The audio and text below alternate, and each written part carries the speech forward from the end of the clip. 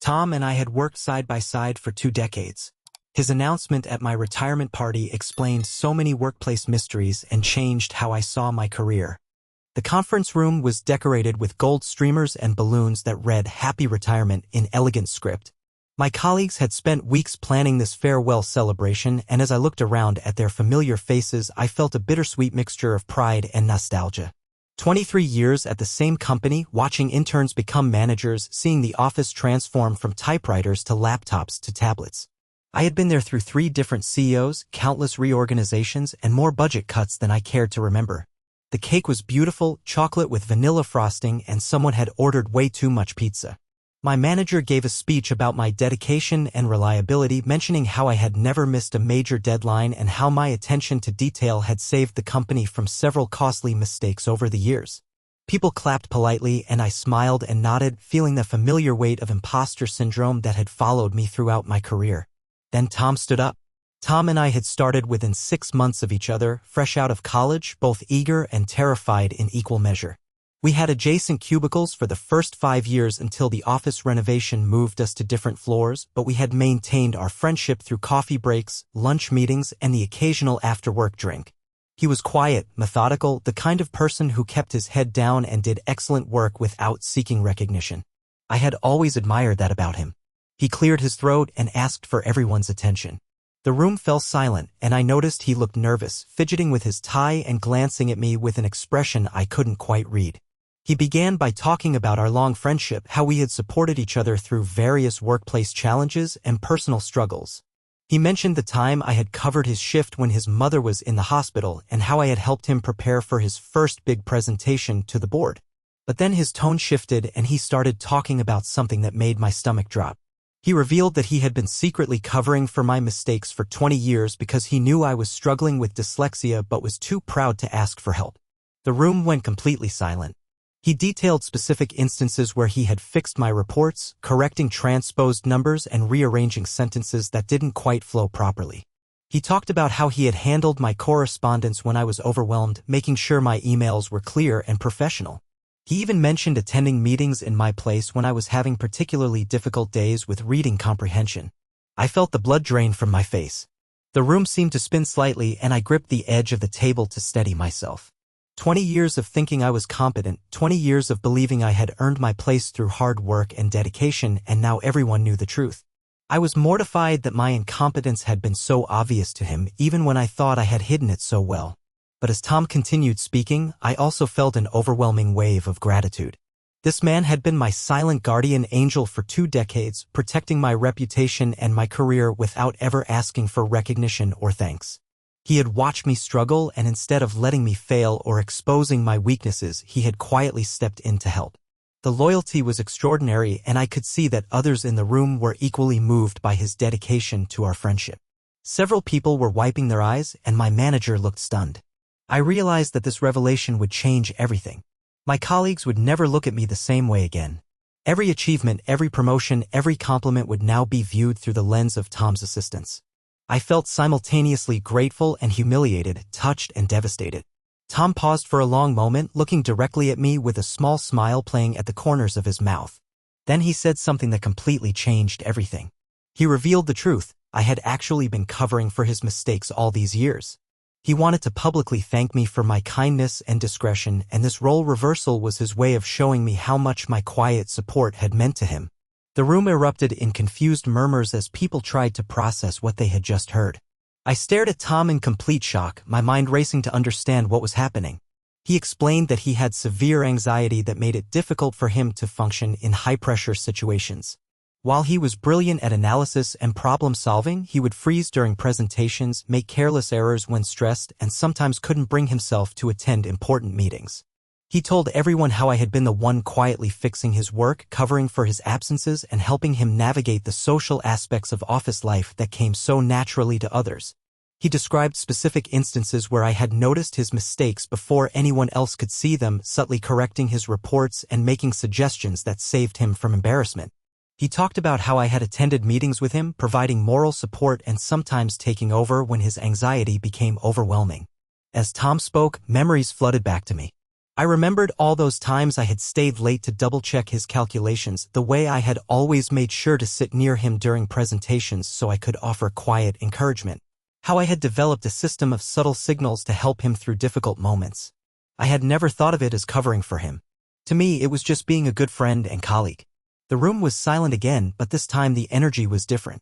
People were looking at both of us with a new understanding, recognizing the deep friendship and mutual support that had sustained us both throughout our careers. My manager had tears in her eyes, and I could see several of my colleagues nodding in recognition of similar supportive relationships they had witnessed or experienced themselves. Update 1. The days following my retirement party were unlike anything I had experienced in my adult life. Word of Tom's speech had spread throughout the company, and suddenly everyone wanted to talk to me about friendship, loyalty, and workplace relationships. People were sharing their own stories of times when colleagues had helped them through difficult periods, and I found myself at the center of conversations about the importance of supporting each other in professional environments. But the real impact was much more personal and complicated than I had anticipated. Tom called me the morning after the party, his voice shaky with emotion. He explained that he had been planning this revelation for months, ever since I had announced my retirement. He said he couldn't bear the thought of me leaving without knowing how much his career had been shaped by my quiet support.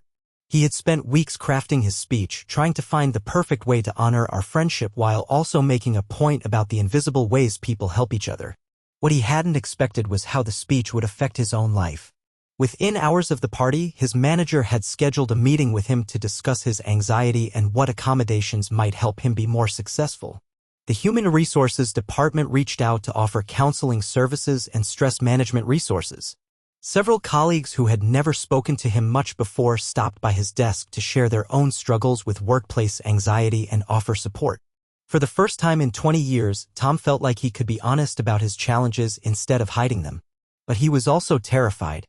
He confided in me that he had built his entire professional identity around the fear that people would discover his weaknesses. Now that everything was out in the open, he didn't know how to navigate this new reality. Meanwhile, I was dealing with my own unexpected emotional upheaval. Retirement had already been a difficult transition, leaving me feeling unmoored and uncertain about my identity outside of work. Tom's revelation had added another layer of complexity to these feelings. I had spent 2 decades thinking of myself as someone who needed help and support, someone who had been lucky to have a friend covering for my shortcomings. Learning that I had actually been the one providing support all along forced me to completely reevaluate my self-perception. I started thinking back through my entire career, looking for other instances where I might have minimized my own contributions or capabilities. I remembered times when I had assumed other people were more competent than me, situations where I had deferred to colleagues who I now realized might have been just as uncertain as I was. The more I reflected, the more I began to see patterns of self-doubt and imposter syndrome that had shaped my professional life in ways I had never recognized. The strangest part was how other people's perceptions of me seemed to shift almost overnight. Colleagues who had always been friendly but somewhat distant suddenly wanted to have coffee and talk about their own career challenges. My manager called to ask if I would be interested in doing some consulting work, helping to mentor younger employees who were struggling with confidence issues. Former interns reached out through social media to thank me for guidance and support I had given them years earlier but had forgotten about. It was as if Tom's speech had given people permission to see me differently, to recognize qualities and contributions that had been invisible before. But this new attention also felt overwhelming and confusing. I had spent so many years flying under the radar, avoiding spotlight and recognition, that suddenly being viewed as someone wise and supportive felt foreign and uncomfortable. 3 weeks after the party, something happened that changed everything again. I was at the grocery store doing my usual weekly shopping when I ran into Sarah, a woman who had worked in our accounting department for about 5 years before transferring to another division. We had never been particularly close, but we had always had pleasant interactions when our paths crossed. She approached me with a huge smile and congratulated me on my retirement. Then she said something that made me stop pushing my cart altogether. She told me that she had heard about Tom's speech from mutual friends and it had inspired her to finally address something that had been bothering her for years. She revealed that she had always known about the dynamic between Tom and me, but from a completely different perspective than either of us had realized. Sarah explained that she had often worked late in the accounting department, which gave her a view of our floor through the glass partition. She had regularly seen me staying after hours and she had assumed I was working on my own projects or catching up on deadlines. But over time she began to notice patterns. She would see me at Tom's desk, looking at his computer screen, making notes, and sometimes retyping documents. She would watch me organize his files, prepare materials for his meetings, and even see me practicing presentations that she later realized were his, not mine. At first, she had assumed we were romantically involved and that I was helping him because of personal feelings. But as she observed our interactions more closely, she realized that our relationship was purely professional and friendly. She became fascinated by what she saw as an extraordinary example of workplace collaboration and support. Here was the shocking part. Sarah had been doing the exact same thing for another colleague in the accounting department. She had been quietly covering for someone who struggled with numerical accuracy, someone whose mistakes could have had serious financial consequences for the company. She had been protecting this person's career for 3 years, never telling anyone, never seeking recognition, simply because she believed it was the right thing to do. Sarah's revelation made me realize that these invisible support networks might be much more common than anyone suspected. How many people were quietly helping their colleagues succeed? How many careers were being sustained by the kindness and discretion of others? How many workplace friendships were built on this kind of mutual aid that nobody ever talked about? Update 2. The conversation with Sarah haunted me for days, and I found myself looking at my entire work experience through a completely new lens. I began reaching out to former colleagues, not with any specific agenda, but simply to reconnect and share memories of our time working together. What I discovered was both beautiful and heartbreaking. Almost everyone I spoke with had stories of either giving or receiving this kind of quiet workplace support. My former assistant told me about how she had spent years covering for her previous manager's drinking problem, handling his responsibilities when he was too impaired to function properly. A colleague from the marketing department revealed that she had been secretly helping her cubicle neighbor with her presentations for over a decade because she knew the woman had severe social anxiety but was too embarrassed to ask for help. The more stories I heard, the more I realized that the corporate world was held together by thousands of invisible acts of kindness and support that never appeared in performance reviews or job descriptions.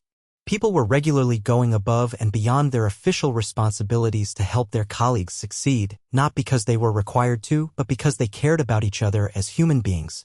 But I also began to understand the darker side of these arrangements. Several people I spoke with described feeling resentful or burned out from constantly covering for others. Some had sacrificed their own career advancement to protect colleagues who never acknowledged their help. Others had enabled problematic behavior instead of addressing it directly, allowing issues to persist and sometimes worsen over time. I started to question whether what Tom and I had done for each other was entirely healthy. Had we been truly helping each other grow and develop, or had we been enabling each other to avoid confronting our challenges directly? Would Tom have found ways to manage his anxiety more effectively if I hadn't been there to smooth over the difficult moments? Would I have developed better coping strategies for my own insecurities if he hadn't been protecting me from failure? These questions became more pressing when Tom called me 6 weeks after my retirement party with disturbing news. The increased attention on his anxiety had led to more scrutiny of his work, and his manager had discovered several significant errors in recent projects that could have serious consequences for the company. Without me there to catch his mistakes and provide subtle corrections, his performance had declined noticeably. He was facing the possibility of being placed on a performance improvement plan, which could lead to termination if he didn't show rapid improvement. The irony was devastating. Tom's attempt to honor our friendship and my contributions had ultimately exposed him to exactly the kind of professional vulnerability he had spent 20 years trying to avoid. But then something unexpected happened that changed both of our perspectives entirely. Tom's manager, instead of simply disciplining him, took a completely different approach. She had been thinking about his speech at my retirement party and the broader implications of workplace support systems.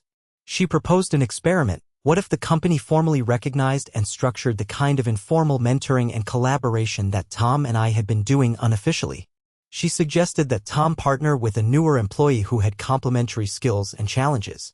Instead of hiding his anxiety and trying to manage everything alone, he would work openly with someone who could provide the support he needed while he offered his analytical expertise in return. The arrangement would be transparent, official, and designed to help both people grow professionally rather than simply covering for each other's weaknesses. The company was so intrigued by this idea that they asked me to come back as a consultant to help develop a formal peer support program. They wanted to create a structure that would allow employees to openly acknowledge their challenges and work together to address them rather than operating in secret and potentially enabling problematic patterns. This opportunity forced me to confront my own assumptions about weakness, strength, and professional success. I had spent my entire career believing that admitting you needed help was a sign of failure, that competence meant being able to handle everything independently. But working on this program made me realize that the most successful people are often those who are honest about their limitations and skilled at building relationships that compensate for their weaknesses. The pilot program launched 3 months after my official retirement date, with Tom as one of the first participants. He was paired with a recent graduate who had excellent presentation skills and natural confidence but struggled with the analytical aspects of the work that came so easily to Tom. Instead of one person secretly covering for the other, they became an official team with clearly defined roles and shared accountability. The results were remarkable. Tom's anxiety decreased significantly when he no longer had to pretend to be something he wasn't. His partner learned valuable analytical skills while helping Tom become more comfortable with public speaking and high-pressure situations. Their combined output was higher quality than either could have produced alone, and their collaboration became a model for other teams. Final update. The peer support program became one of the most successful initiatives the company had ever implemented. Within a year, they had dozens of formal partnerships and had seen measurable improvements in employee satisfaction, retention, and productivity. Other companies began reaching out to learn about the program, and I found myself busier in retirement than I had been in the final years of my career. But the real transformation was personal. Working on this program forced me to completely reimagine what I thought I knew about success, competence, and professional relationships. I began to see that my 20-year friendship with Tom hadn't been about two flawed people covering for each other's inadequacies. It had been about two human beings recognizing each other's full humanity and choosing to build something stronger together than either could create alone. I also started to understand that my own contributions to our partnership had been far more significant than I had ever recognized. Tom's anxiety was a real challenge that required real skill to manage and support. My ability to read his emotional state, anticipate his needs, and provide subtle assistance wasn't just kindness, it was a form of emotional intelligence and interpersonal competence that had real value. The program gave me language and framework for understanding these skills that I had never had before. I wasn't just someone who happened to be nice to a struggling colleague. I was someone with natural talents for mentoring, collaboration, and creating supportive environments that helped others perform at their best. 6 months after the program launched, Tom and I had lunch together to catch up on how everything was progressing. He looked healthier and more relaxed than I had seen him in years. His partnership was going well, and he had even volunteered to help train other anxiety-prone employees in the program. For the first time in his career, he felt like his challenges were assets rather than liabilities because they helped him understand and support others facing similar struggles. As we talked, Tom brought up something that had been bothering him since his speech at my retirement party. He was worried that people might think he had manipulated or deceived everyone with his dramatic revelation. He wondered if the whole thing had been too theatrical, too much like a performance rather than genuine emotion. I thought about this for a long time before responding. Tom's speech had certainly been dramatic, and the revelation had been carefully planned for maximum impact. But the emotions behind it had been completely genuine. His gratitude for my support was real. His desire to honor our friendship was authentic. His need to find a way to acknowledge what had been invisible for so long was legitimate. The fact that he had chosen to do it in such a public, memorable way didn't diminish the sincerity of his feelings. If anything, it showed how deeply he had been affected by our friendship and how important it was to him that others understand the value of quiet, supportive relationships in professional environments. Looking back now, almost 2 years after that retirement party, I can see that Tom's speech was one of the most generous gifts anyone has ever given me. Not because it revealed something I didn't know about myself, but because it gave me permission to value something I had always minimized. It helped me recognize that the quiet work of supporting others, of reading emotional needs and responding with appropriate help, of building relationships that make everyone stronger, this work has real value and deserves recognition. The peer support program is still growing, and I continue to consult with organizations that want to implement similar initiatives. But more importantly, I've learned to see my own career and contributions through a completely different lens. I spent 23 years thinking I was barely competent enough to keep my job, when in reality I was developing and using skills that most people struggle to master. Tom and I still have lunch regularly, and we often laugh about how his retirement party speech changed both of our lives in ways neither of us could have predicted. We joke that he should have warned me he was planning such a dramatic revelation, but honestly, I'm glad he didn't. The surprise was part of what made it so powerful, both for us and for everyone who witnessed it. Sometimes the most important truths about ourselves can only be revealed by the people who have been watching us carefully with love and attention for long enough to see patterns we can't recognize ourselves. Tom's gift to me wasn't just acknowledging my contributions, it was helping me finally see myself clearly after decades of looking in a distorted mirror. The program we created has helped hundreds of people find ways to be more honest about their challenges and more generous with their strengths. But the real success story isn't organizational, it's personal. It's about two friends who spent 20 years taking care of each other without fully understanding what they were doing and who finally found a way to transform that private kindness into something that could help others. I never expected my retirement party to become the beginning of a new chapter rather than the end of an old one. But that's exactly what happened, and I wouldn't change a single moment of Tom's dramatic, generous, life-changing speech.